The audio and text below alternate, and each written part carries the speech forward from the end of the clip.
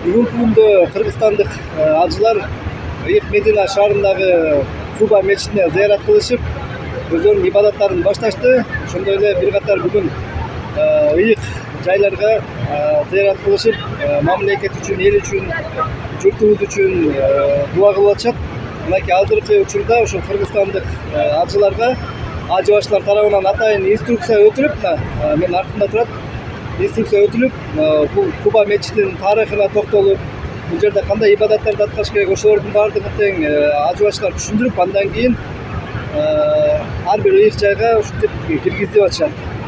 Кыргызстандык ажылардын бүгүнкү күндө акыбалдары жакшы, аларды коштоп бул жерде дарыгерлер дагы келишкен, алар дагы өздөрүнүн кызматтарын кылып атышат. Азыр эми зыяратта биринчи Куба мечитиге барат экенбиз. Азыр ошол жерге алып барат. Куба мечитинде 2 рекет намаз окуйбуз.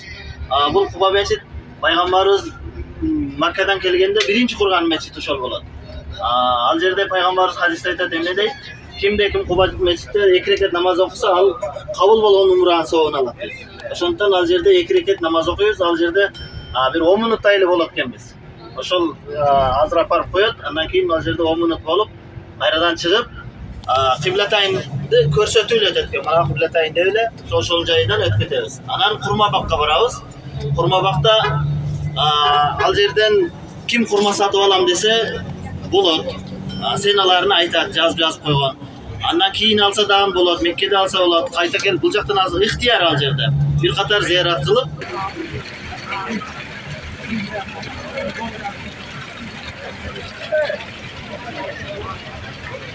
21 майда 3-чү рейсте учуп келдик. Жамаат алхамдулилла жакшы. Биринчи Мадина шаарына келдик. Берекелүү мурдугун Мадина шаарына. Бардык шарттар каралган экен, жакшы. Уюштуруу иштери сонун алхамдулилла. Жатаканаларда шарттар бар жок бар. Ден соолукту караган кызматкерлер, бардык кызматтар тик туруп кызмат кылып атат, жакшы. Бүгүн мына эртеси күнү келгенибизден экинчи күнү зыяраттарга чыктык, Мадинанын зыяратына. Азыр келе жатып Куба мечитинде 2 рекет намаз окудук. Пайгамбарыбыз айткандай, ошол азыр Курмабакка келдик. Жамаат жалпы Курмабакка келип, курмадан ооз тийип, ала тургандар алып, мындан ары дагы Мадинанын зыяраттары бар алдыда. Ухуд тоосуга барабыз, Кыблатайн мечитиге, Хандак мечиттерине барып зыяраттарды аткарып атабыз.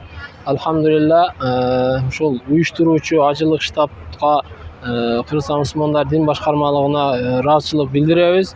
Урматтуу жамаат, азыр биз турган жер бул Ухуд тоосу деп аталат.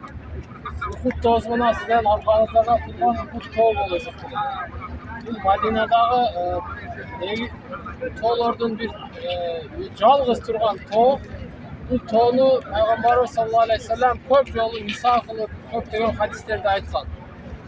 Bir hadisinde aytat, "Hada Jabal Uhud.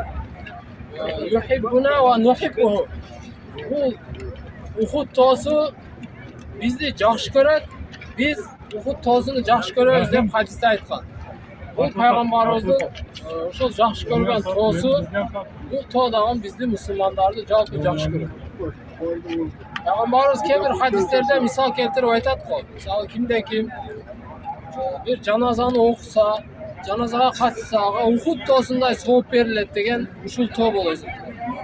Kimdan kim janozaga katışıp, ko'mgongacha ham borsa, borib yerga qo'yib kela turgan bo'lsa, anda 2 qirat sovup beriladi degan. Ol degan 2 Uhud to'day sovup beriladi. Shunday misollarni Payg'ambarimiz sallallohu alayhi vasallam aytgan. Bu to'da dag'in bir cho'ng bir tarixiy voqea bo'lgan. Uhud soğuşu deb aytıladi. Uhud gazatı. Bu yerde musulmonlar menen müşriklerдің ортасында çoğun salgılaşıp gazat bolup ötken yer uşul yer.